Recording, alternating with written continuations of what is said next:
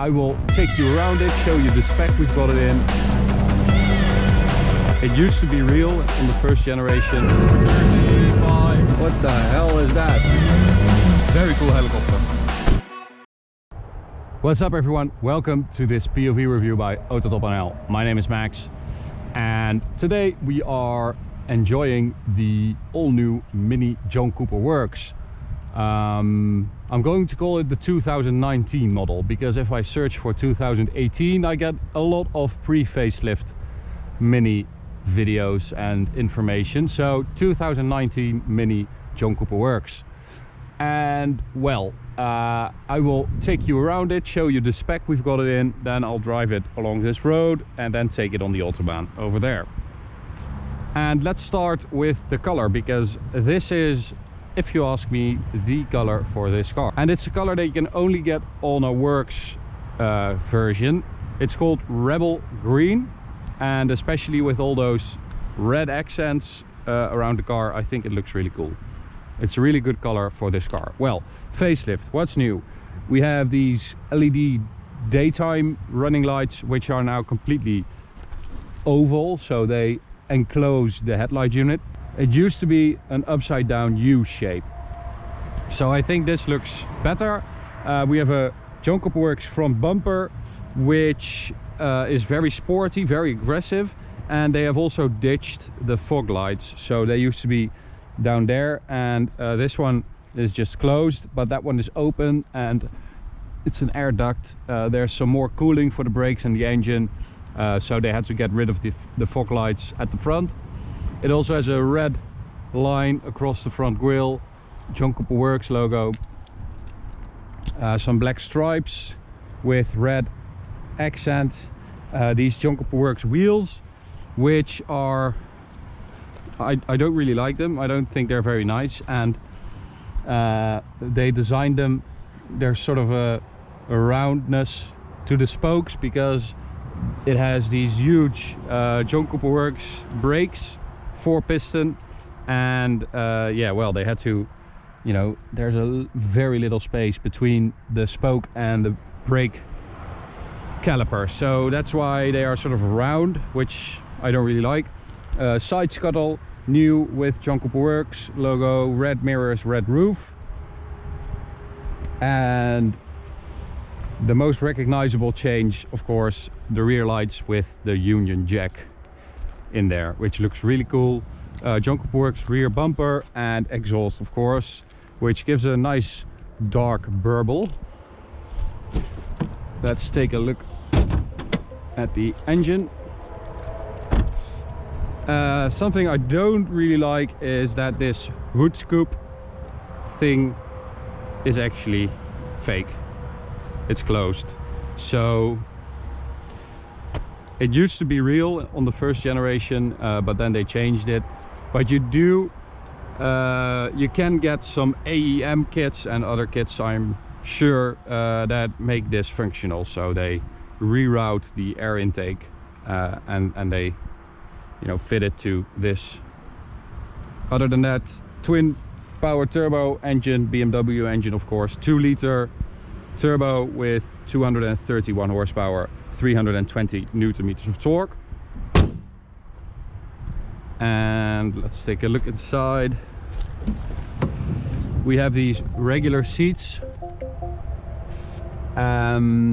which are really nice, very comfortable, very supportive.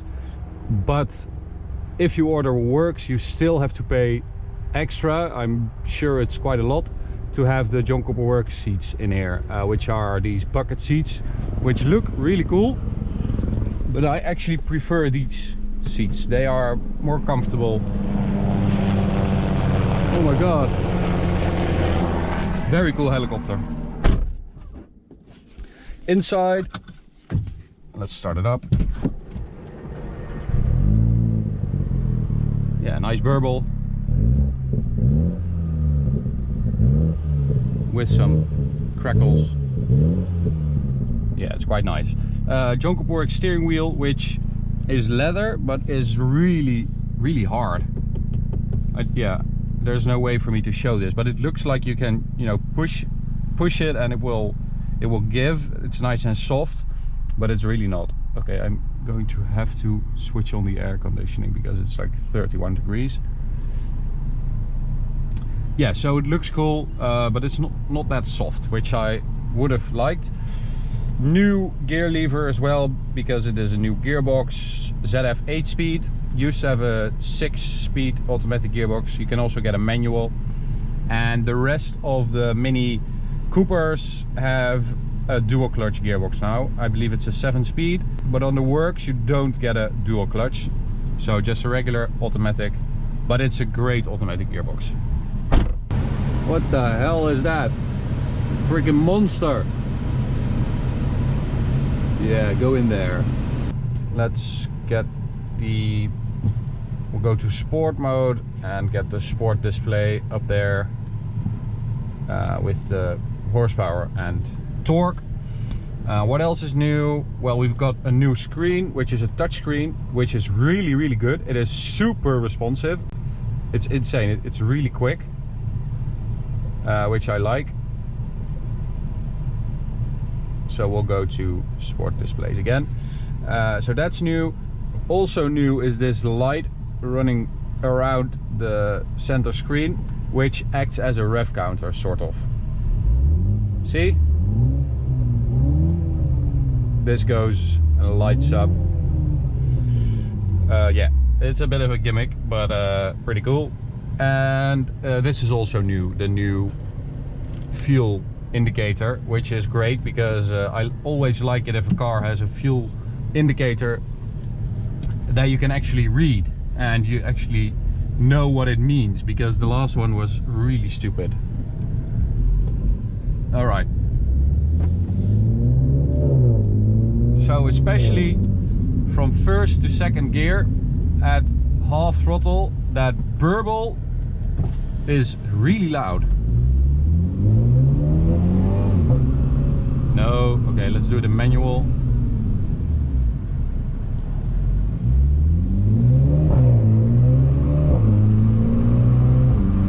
That's really nice. I wish it would have been a bit louder under heavy acceleration. Because of the turbo, it's sort of muted, but especially at low end it sounds really nice and burbly. Of course, the look of the car, you know, it's still very much a Mini, but I would have liked it to sit a bit lower. I should have showed you when I was walking around it. Maybe I can stop here somewhere and show you. Wait. Okay, I'll stop later and show you that it sits way too high, and especially since this is a works, the most, you know, the hardest, the most aggressive, the sportiest, they could have really made it a bit lower. And that also brings me to my biggest complaint, and if you ask me, the biggest drawback of this car. It's not that sporty and sharp, and the chassis rolls around a lot. I know with this bumps it sounds like it's really hard, but it's really not. The steering feel is really deadish and the car sort of moves around. We have Dunlop Sport Max tires, so I think that if you would go for some Michelin Pilot Sport 4S tires or something like that, I think you would solve part of that problem, because it sort of moves around, especially because it's really hot today. So when the tires get hot, you lose grip, and so when you brake hard, the car sort of starts moving and sliding around, which is not a bad thing, but you know, it's happening too soon. I would have liked a little more grip, to be honest. So go for some Michelin Pilot Sport 4S tires if you plan on ordering one of these. So okay, let's go for the launch control right here.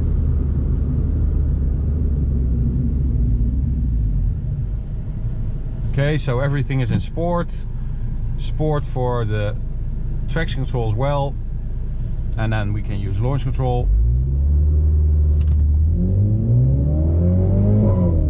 Oh. And it sort of jerks forward at the shifts when it's in launch control mode. But it will do 6.1 seconds to 100 kilometers an hour and a top speed of 246 kilometers an hour. Alright, I will park it right here and I can show you what I mean about the height of the car or the suspension.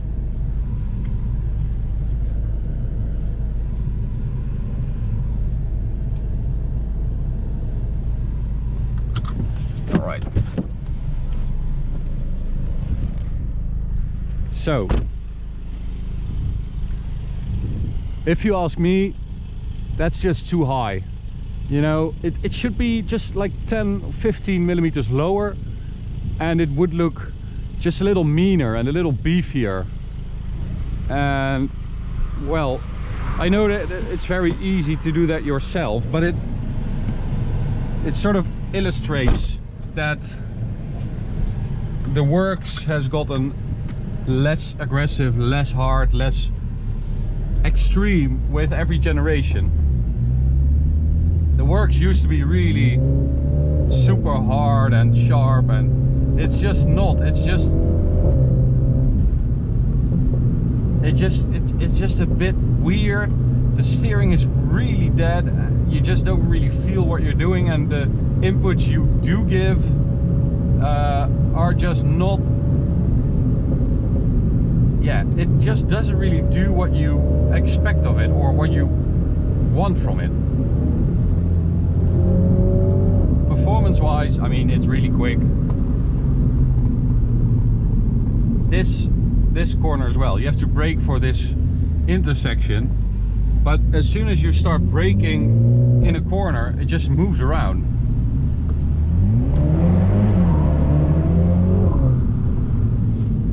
So it does pop and bang a little bit on the overrun. It's not super loud, but it's there and it sounds kind of cool. Especially for, you know, 2-liter 4-cylinder engine, the sound is really good. We drive a lot of these cars with this type of engine and they just don't sound that good anymore.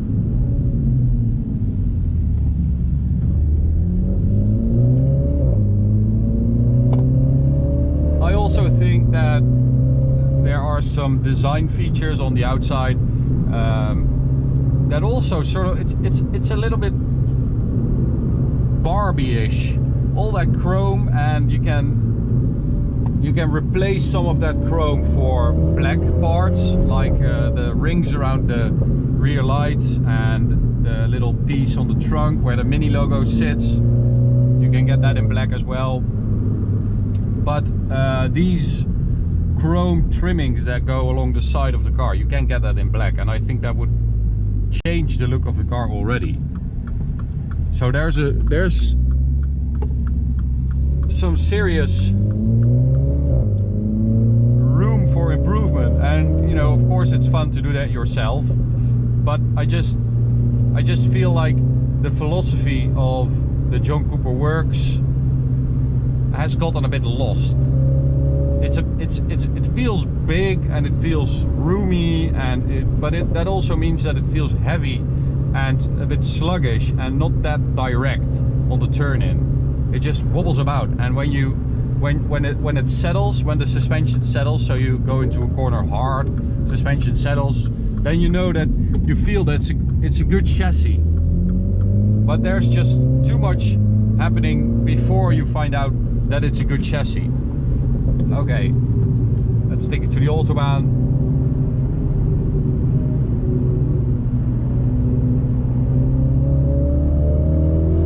Full throttle. Some sound through the speakers, I think. Very recognizable. Okay. It is actually, it's quite quick. That's 200 already. I mean, that's not bad at all. Let me get it. 220. I mean, it is seriously quick, and this engine feels great as well. The previous generation had a 1.6.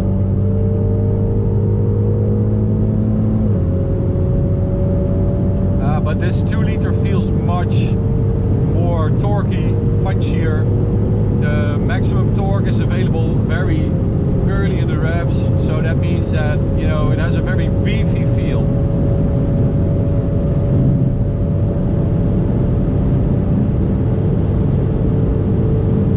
So 235. Braking. Brakes work good. Brakes work well. The John Cooper Works brakes.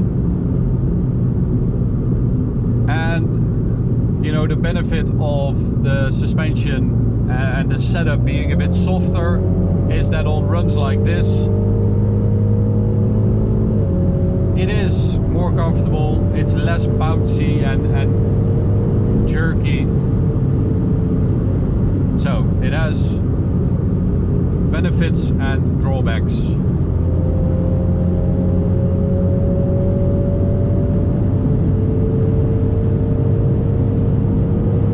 I do feel like this John Cooper Works moved over to sort of Golf GTI territory. A bit more all-round, a bit less aggressive, and I mean that's probably going to. Oh man, it moves around under braking. I don't know if you saw that, but I went a couple of meters to the right. It does mean that they will probably sell more of them, but it also means that for me and for I guess for a lot of other petrol heads, it sort of misses something. There's something's missing here, and that's sort of a sad feeling always when you drive a car with such a legendary name attached to it.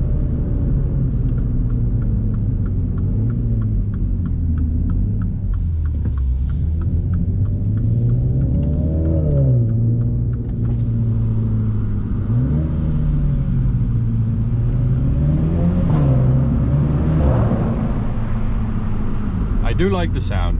You do have to sort of learn how to use the throttle and the pedals, but when you do, you can get some really nice crackles and bangs and a really dark burble.